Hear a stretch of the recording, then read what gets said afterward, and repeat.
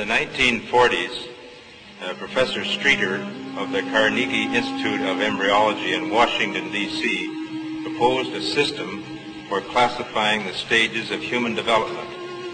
His system arranged human embryos in 23 numbered stages based on their differences in appearance. The Carnegie system of classification was used around the world until the 1970s, when a more refined system was proposed by Dr. Ronan O'Reilly of the Carnegie Institute of Embryology, now in San Diego, California. Intensive studies of the Quran and Hadith in the last 4 years have revealed a system for classifying human embryos that is amazing, since it was recorded in the 7th century A.D. Although Aristotle, the founder of the science of embryology, realized that chick embryos developed in stages from his studies of hen's eggs in the 4th century B.C., he did not give any details about these stages. As far as it is known from the history of embryology, little was known about the staging and classification of human embryos until the 20th century.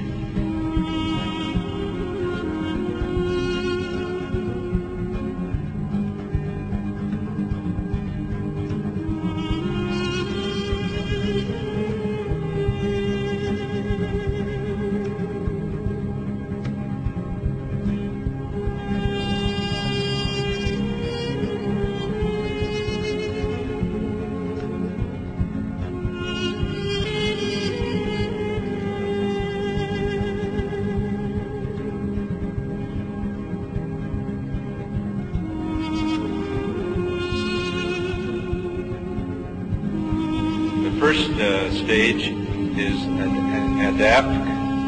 You'll have to apologize my pronunciation. This is from Surah Tariq 6. He is created from a drop emitted. This Arabic term refers to the forceful emission of fluids which occurs during ejaculation in the male and ovulation in the female.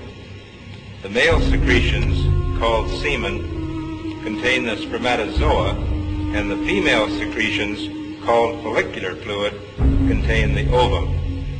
This is the stage of fertilization and the nutfa, and after this is what we call the zygote, referred to in the Quran as the nutfa, and the nutfa undergoes division, which we call cleavage, as it passes down the uterine tube. So these are the stages of the nutfa here as it undergoes cell division.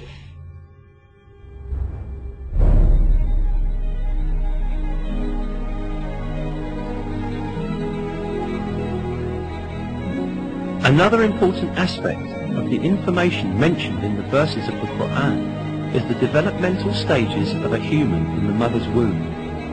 It is stated in the verses that in the mother's womb, first the bones develop, and then the muscles form which wrap around these bones.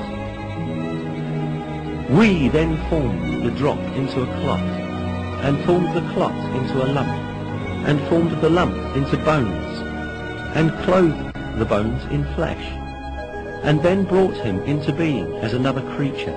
Blessed be God, the best of creators.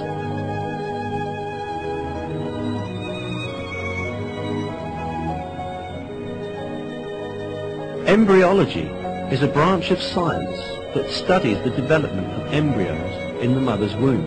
Until very recently, embryologists assumed that the bones and muscles in an embryo developed at the same time. For this reason, for a long time, some people claimed that these verses were in conflict with science.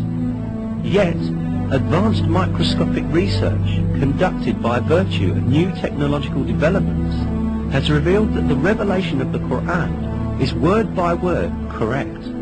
These examinations at the microscopic level showed that the development inside the mother's womb takes place in just the way that is described in the verses. Obviously, life begins at the moment of fertilization when a single sperm fuses with an ovum to form a one-celled embryo or zygote. At this moment, the ultimate character of that new individual is decided.